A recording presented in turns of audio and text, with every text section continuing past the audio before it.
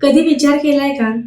आपण आई वडील म्हणून मुलांसाठी खूप कष्ट करतो, त्यांना बेस्ट ऑफ द बेस्ट वस्तू देतो, पण आपण त्यांच्याकडनं काय अपेक्षा करतो की त्यांनी व्यवस्थित अभ्यास करावा. ही एकच अपेक्षा प्रत्येक आई वडिलांची असते, पण त्यातही मुले खरी उतरत नाहीत. ह्याचं कारण काय असेल? प्रत्येक घरामध्ये कितीही सुंदर घर असू दे, क्लेश फक्त एका कारणावरूनच होत असतो. अरे बाबांनो, अभ्यास करा, अभ्यासाशिवाय तुमचं करिअर घडणार नाही, आम्ही तुमच्यासाठी किती पैसे ओतत आहोत तरी सुद्धा तुम्ही अभ्यास करत नाही. हा मुद्दा प्रत्येक घरामध्ये आज खूप तणावग्रस्त वातावरण निर्माण करत आहे. चला तर मग ह्या अभ्यासाला पॉझिटिव्ह वेने घेऊया. मुलांच्या कलेने अभ्यास कसा घ्यावा ते समजून घेऊया. आजकालची मुलं टीनेजर्स कमी आणि स्क्रीनेजर्स जास्त झाले आहेत. स्क्रीन शिवाय ते जेवत नाहीत, स्क्रीन नसला अभ्यास करत नाहीत, स्क्रीन नसला बाहेर जात नाहीत. प्रत्येक ठिकाणी इव्हन टॉयलेटमध्ये सुद्धा आता आपल्याला मोबाईल हवा असतो. मग कसा बरं होईल अभ्यास? चला तर मग बघूया. पहिली गोष्ट म्हणजे प्रत्येक आई वडिलांनी किंवा प्रत्येक कुटुंबामध्ये हा नियम असला पाहिजे की जेवताना मोबाईल बंद म्हणजे बंद. ॲटलिस्ट 3 जेवणामधून म्हणजे ब्रेकफास्ट, लंच आणि डिनर असे 3 महत्त्वाचे आपण जेवण घेत असतो, तेव्हा ॲटलिस्ट सुरुवातीला एकापासून तर सुरुवात करायलाच हवी.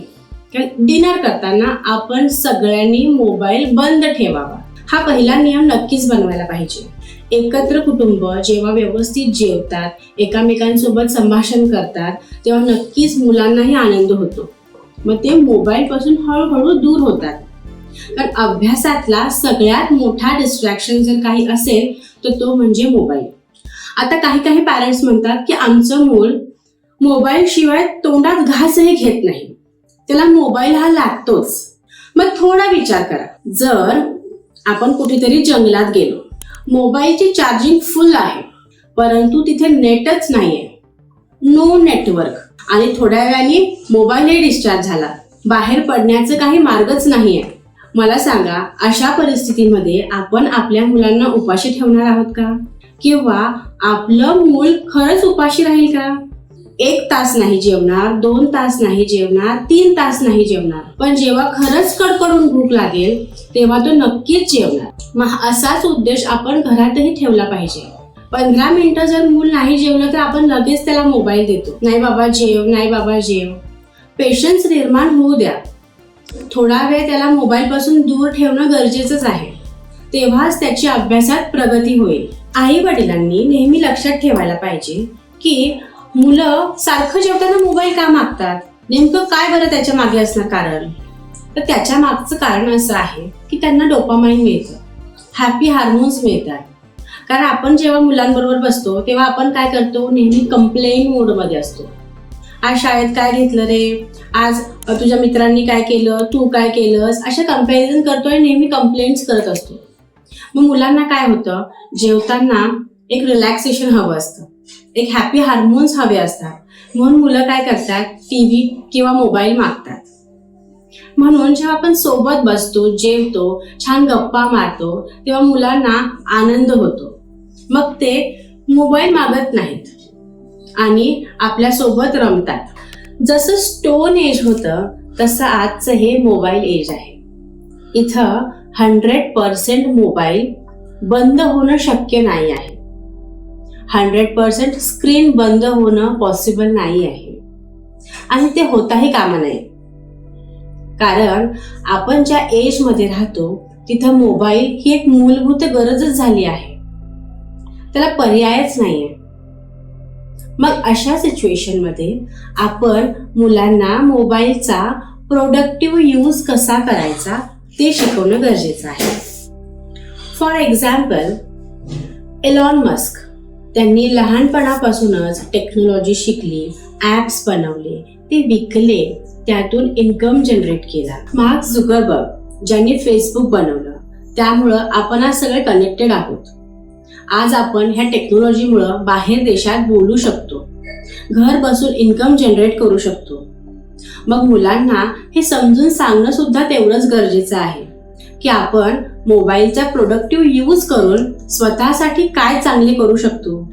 जेव्हा मुलांना हा SSS फॉर्म्युला समजणार तेव्हाच मुलं आपल्याला प्रोडक्टिव्ह वेने रिझल्ट देतील. चला तर मग हा SSS फॉर्म्युला काय आहे ते बघूया. तो आहे 3:2:1 चा ratio. 3 hours for study, 2 hours for sports and 1 hour for screen. त्या 3 तासामध्ये डिस्ट्रॅक्शन फ्री अभ्यास करणे हे कंपल्सरी असलं पाहिजे. मुलांना त्यामध्ये नो एक्सक्यूज. तुमचा जो काही अभ्यास आहे, होमवर्क आहे, ते पूर्ण 3 तासात कंप्लीट करणे गरजेचेच आहे.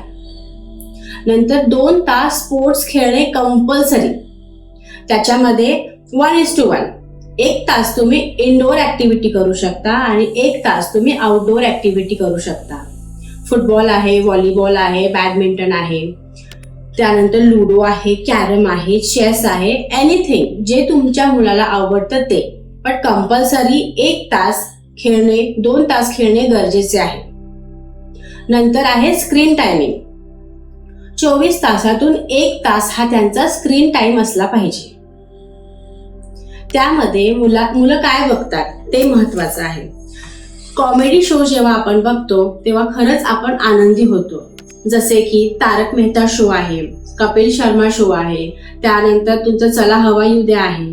असं जेव्हा आपण बघतो आपला स्ट्रेस रिलीज होतो. मग मुलांना आपण सोबत घेऊन असे कॉमेडी शोज बघू शकतो.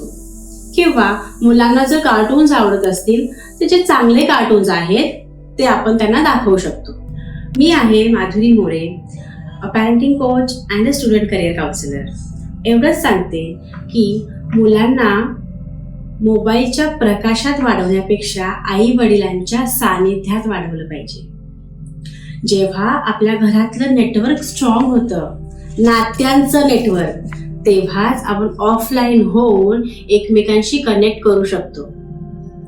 जर तुम्हालाही काही अडचणी असतील, स्क्रीन ॲडिक्शन, मोबाईल ॲडिक्शन, मुलं अभ्यास करत नसतील तर नक्कीच खाली दिलेल्या नंबरवर तुम्ही संपर्क करू शकता. Happy parenting.